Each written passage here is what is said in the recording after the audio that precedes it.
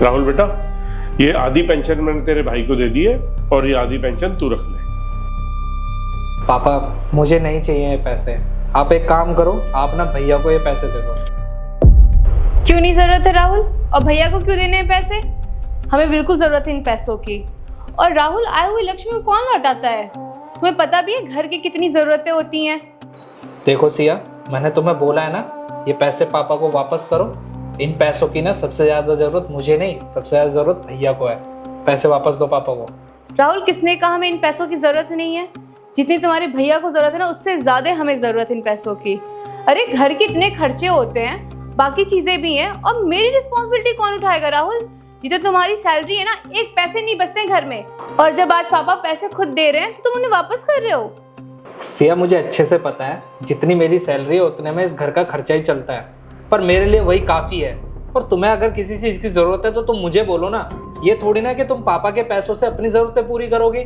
और मैंने तुम्हें बोला है ना, ये पैसे पापा को वापस करो। भैया को इनकी सबसे ज्यादा जरूरत है, वापस दो इन्हें। मैं ये पैसे किसी को नहीं दूंगी। एक बार बोल दिया ना, ये पैसे मैं रखूंगी तो मतलब मैं रखूंगी। और तुमने मुझे अभी तक दिया ही क्या है राहुल?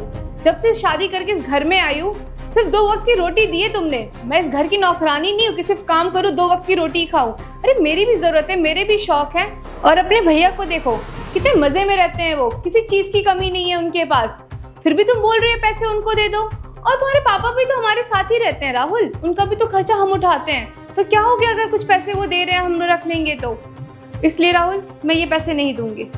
मुझे लगता है तुम्हारा ना दिमाग खराब हो गया है। और मैंने ना शादी की है तुमसे। मैंने ये नहीं बोला था कि शादी के बाद तुम्हें रानी की तरह रखूंगा या महल में रखूंगा। जैसे मैं रह रहा हूँ वैसे रख रहा हूँ तुम्हें। और ये पैसे दो मुझे और अपने कमरे में जाओ, समझी? बस बहुत हो गया राहुल, मैं तंग आ गई हूँ इस रोज की चिक चिक से। एक बात कान खोल के सुन लो राहुल, मेरे भी कुछ जरूरतें हैं, मेरे भी शौक है। तुमने आज तक कभी पूछा है सिया तुम्हें किस चीज की जरूरत तो नहीं है, तुम्हें कुछ चाहिए तो नहीं? नहीं, तुम्हें तो सिर्फ अपना परिवार, अपना भाई और अपने पापा ही दिखते हैं। उसके अलावा तुम्हें कुछ नहीं दिखता राहुल। मैं कहाँ हूँ सब में? राहुल, तुम मुझे साफ साफ बता दो, अगर तुम मेरी जरूरतें पूरी नहीं कर सकते तो मैं अपने पापा से बोल दूंगी, तुम्हारे मुंह पे पैसे फेंक देंगे वो, जिससे तुम मेरी जरूरतें पूरी कर सको। कुछ ज्यादा बकवास नहीं करने लग गई हो तुम। और तुम ना अपनी हद में रहो। अंदर जाओ, मैं बाद में बात करूंगा तुमसे। जाओ अंदर। पापा माफ करना, आपके सामने ना आज कुछ ज्यादा ही बोल गई। आप ये पैसे लो और भैया के पास ले जाओ, उनको सबसे ज्यादा जरूरत है इन पैसों की। ठीक है राहुल, ये पैसे मैं दे दूंगा, लेकिन एक बात बोलूं बेटा, तूने बहू के ऊपर हाथ उठा के अच्छा नहीं किया। तू उसको अगर प्यार से समझाता ना तो वो समझ जाती, क्योंकि उसको थोड़ी पता है तेरे भाई के बारे में। और एक वाइफ अपने हस्बैंड को ही बोलेगी ना अपनी जरूरतें पूरी करने के लिए, और किसको बोलेगी?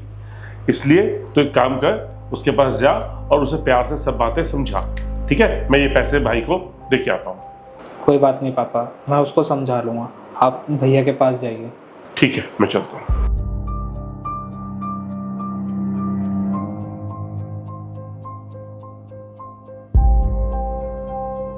सिया, मुझे माफ कर देना। मैंने बाहर तुम्हारे साथ ज्यादा ही बदतमीजी कर दी और तुम्हारे ऊपर हाथ भी उठा दिया। I am really sorry.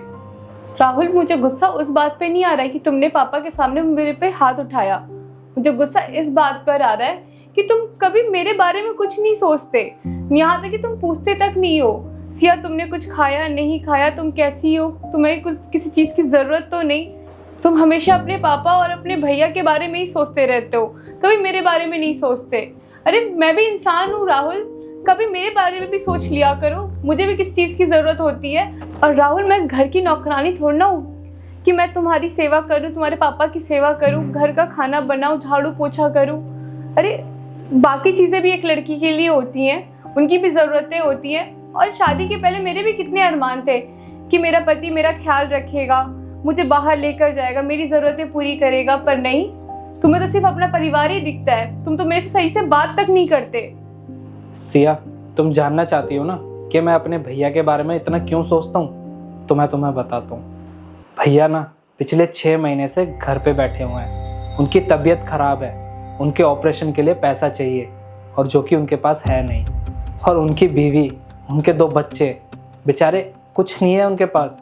एक भैया ही थे जो कमाते थे, अब उनके घर में कमाने वाला भी कोई नहीं है, और जो पापा पैसे देते हैं ना, उनसे ही उनका घर का खर्च चल रहा है। अगर वो पैसे भी मैं ले लेता तो उनका घर का खर्च कैसे चलता। और सिया, जब से भैया के साथ प्रॉब्लम हुई है ना, तब से मेरा किसी काम में मन नहीं लग रहा है, ना ही घर में ना ही काम करने में। बस मुझे ऐसा लग रहा है कि जल्द से जल्द भैया ठीक हो जाए। इसीलिए मैंने तुम्हें ये सब चीज़ें नहीं बताई थी। मुझे लगा कि तुम ये सब जान के ना जाने तुम क्या ही सोचोगी। तुमने ये बातें पहले क्यों नहीं बताई राहुल कि तुम्हारे भैया इतनी प्रॉब्लम में है? शायद तुम मुझे पहले बताते तो मैं समझ जाती। और मैं भी कितनी पागल थी, मैं कैसे भूल सकती हूँ कि तुम्हारे जब बिजनेस में लॉस हुआ था तो भैया ने ही हेल्प की थी। आज जो कुछ है उनकी वजह से तो है।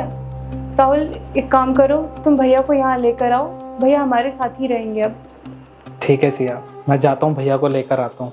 मुझे तो ऐसा लगता था कि अगर मैं भैया को यहाँ लेकर आ गया तो तुम उनके साथ कलेश करोगी, उनको यहाँ रहने नहीं दोगी, इसलिए भैया भी यहाँ आ नहीं रहे थे। और मुझे नहीं पता था कि तुम इतनी अच्छी हो।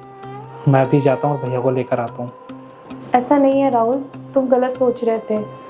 और रिश्तों की अहमियत मैं अच्छे से जानती हूँ कि परिवार का होना कितना ज़रूरी है। और उनकी प्रॉब्लम के टाइम पे हम नहीं खड़े होंगे तो और कौन होगा।